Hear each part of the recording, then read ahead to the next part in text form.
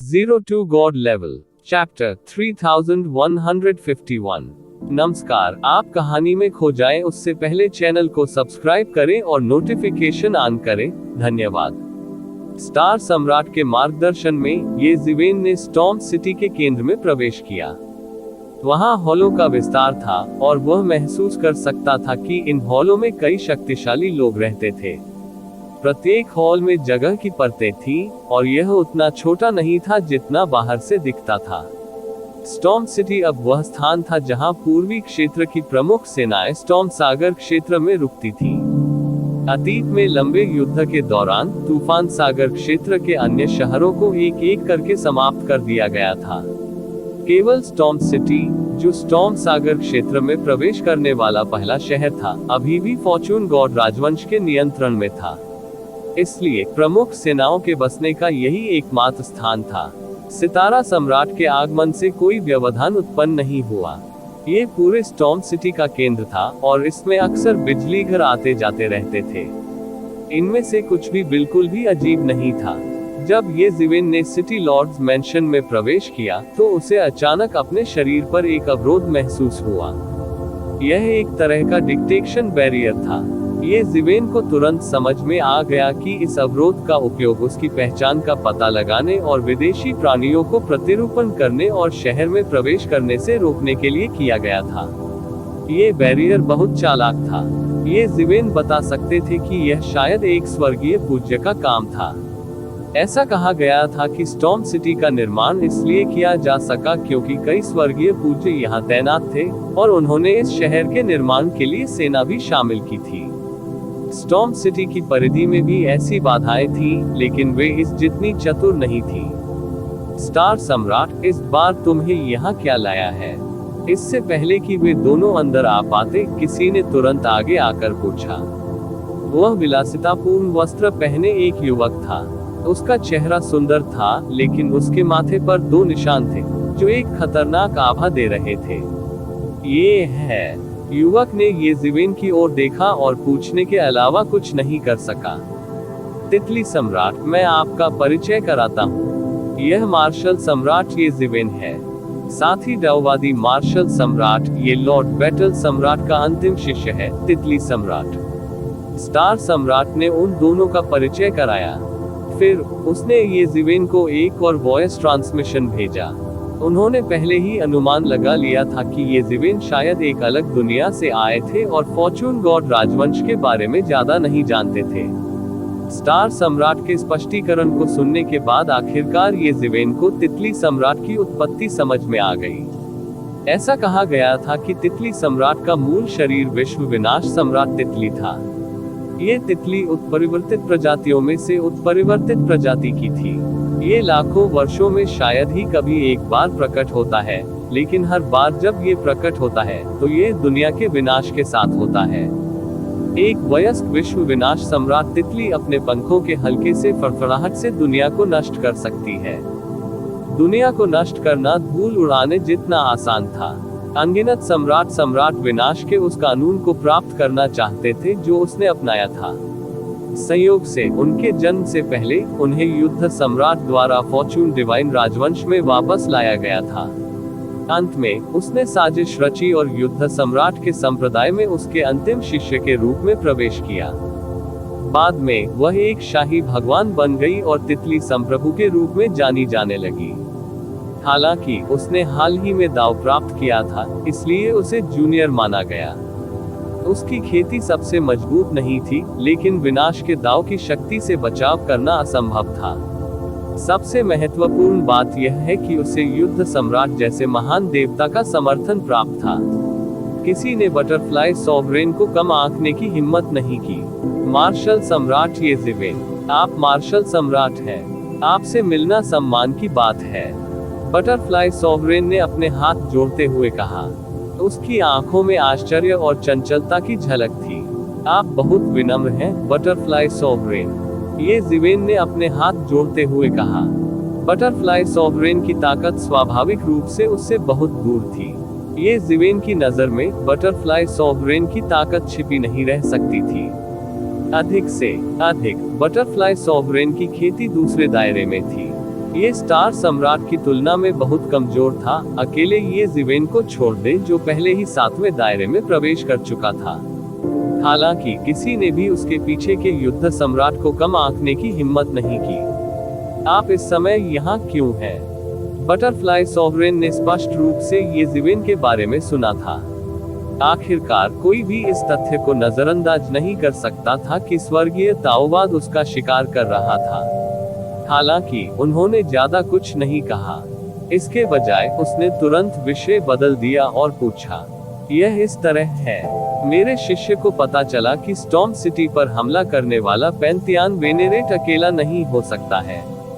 Stormy सी क्षेत्र की अन्य सेनाएं भी इसका अनुसरण कर सकती हैं और स्टॉर्म सिटी पर हमला कर सकती हैं। इसलिए हम जल्दी से वरिष्ठ युद्ध सम्राट को सूचित करने आए। अच्छा ऐसा है। बटरफ्लाई सॉवरेन की अभिव्यक्ति अचानक गंभीर हो गई। स्वाभाविक रूप से वह जानता था कि क्या अच्छा था और क्या बुरा।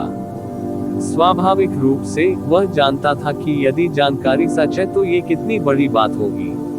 वास्तव में वे हाल ही में बहुत सी चीजें कर रहे थे क्योंकि वे स्टॉर्मी सी क्षेत्र में अन्य ताकतों के शामिल होने से बचाव कर रहे थे। यदि यह बात सच होती तो परिणाम अकल्पनीय होते। मुझे खेद है, मेरे मालिक को कुछ काम करना है और वह बाहर गए हैं।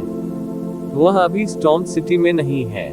मैं उन्हें तुरंत एक संदेश भेजूंगा। अगर उन्होंने ये खबर देखी तो उन्हें जल्द ही वापस आना चाहिए। बटरफ्लाई सॉवरेन ने एक ऐसी खबर का खुलासा किया जिसने स्टार सम्राट को चौंका दिया। युद्ध सम्राट स्टॉर्म सिटी में बिल्कुल भी नहीं था। वह डर से पीला पड़ने से खुद को नहीं रोक सका। बैटल एम्परर के साथ या उसके बिना स्टॉर्म सिटी की सुरक्षा बिल्कुल भी एक जैसी बात नहीं थी। युद्ध सम्राट की सुरक्षा के बिना ये कहा जा सकता है कि स्टॉर्म सिटी की युद्ध शक्ति 1/3 से अधिक कम हो जाएगी। यह कोई अतिशयोक्ति नहीं थी। बैटल थिएटर जैसे अनुभवी नौवें क्षेत्र थिएटर की उपयोगिता बस अथाह थी। इस अवधि के दौरान वह पैंथियॉन वेनेरेट के हमलों का विरोध कर रहा था। अन्यथा पैंथियॉन वेनेरेट की क्षमताओं को देखते हुए उसने पहले ही स्टॉर्म सिटी पर विजय प्राप्त कर ली होगी। हालांकि युद्ध सम्राट ऐसे महत्वपूर्ण समय में स्टॉर्म सिटी में नहीं था। यदि स्टॉर्मी सी क्षेत्र की प्रमुख सेनाओं को इसके बारे में पता होता तो वे संभवतः अपनी सेना भेज देते। हालांकि अब इससे कोई खास फर्क नहीं पड़ा। वरिष्ठ युद्ध सम्राट इस समय कहां जा सकते हैं? तारा सम्राट ने शीघ्रता से पूछा। उसके मामलों के बारे में पूछना मेरे ऊपर निर्भर नहीं है। बटरफ्लाई सॉवरेन मुस्कुराने पर मजबूर हुए बिना नहीं रह सका। वे सभी सम्राट लॉर्ड्स थे। उनके बीच की ताकत के अंतर को एक तरफ रखते हुए बटरफ्लाई सॉवरेन को बैटल सम्राट ने बचपन से ही पाला था। उनके किसी भी निर्णय में हस्तक्षेप करना उनके लिए असंभव था। मुझे डर है कि वरिष्ठ युद्ध सम्राट को वापस आने के लिए कहना पर्याप्त नहीं है। ये शीवेन ने आंखें सिकोड़कर कहा। आप क्यों कहते हो कि? बटरफ्लाई सॉवरेन ने ये ज़िवेन को असंतोष से देखा। हालांकि वह जानता था कि ये ज़िवेन बहुत मजबूत था। ये ज़िवेन के शब्द युद्ध सम्राट के लिए कुछ हद तक अपमानजनक थे। उनके हृदय में युद्ध सम्राट दुनिया में एक अजेय अस्तित्व था। यहाँ तक कि पैंथियॉन संप्रभु भी उसे रोक सकते थे। हालांकि पैंथियॉन संप्रभु का उल्लेख उसी सांस में नहीं किया जा सकता था जब तक कि पैंथियॉन संप्रभु का उल्लेख नहीं किया जा सकता था। उनका मानना था कि जब तक युद्ध सम्राट वापस आएगा वह तुरंत स्थिति को स्थिर करने में सक्षम होगा।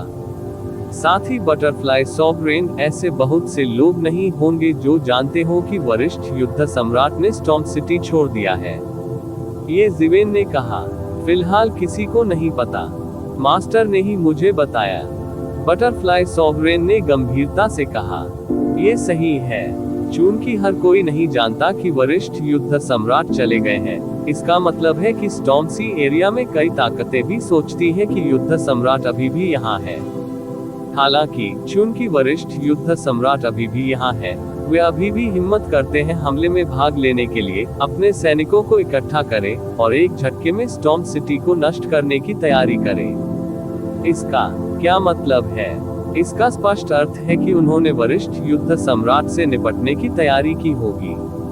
इसलिए मुझे डर है कि वरिष्ठ युद्ध सम्राट को वापस आने के लिए कहना पर्याप्त नहीं है, ये ज़िवेन ने शांति से कहा। इसके अलावा सीनियर बैटल एम्परर वास्तव में अब स्टॉर्म सिटी में नहीं है। मुझे डर है कि जिस स्थिति का हम सामना कर रहे हैं वह और भी बदतर होगी।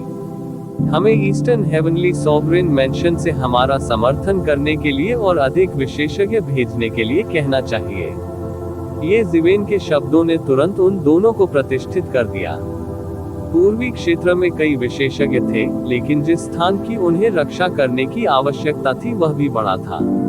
इसके अलावा जिन विशेषज्ञों को मूल रूप से स्टॉर्मी सी क्षेत्र में प्रमुख बलों को शामिल करने के लिए स्थानांतरित किया गया था, हालांकि जो विशेषज्ञ स्टॉर्मी सी क्षेत्र में रह सकते थे वे अभी भी बादलों के समान ही प्रतीत होते थे, लेकिन अगर उन्हें वास्तव में उनसे निपटना होता वे संभवतः पतले खींचे हुए होंगे।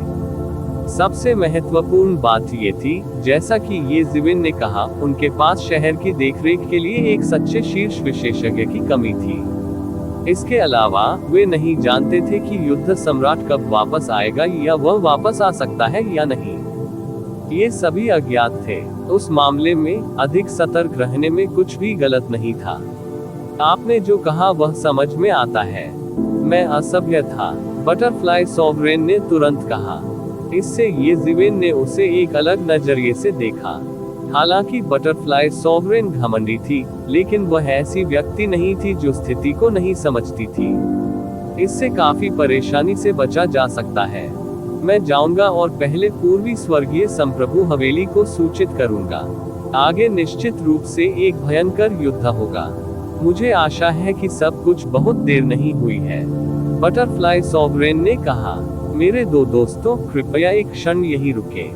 कृपया हमें क्षमा करें। ये ठीक है बटरफ्लाई सॉवरेन, तुम अकेले जा सकती हो। हमारी चिंता मत करो। स्टार सॉवरेन ने सिर हिलाया।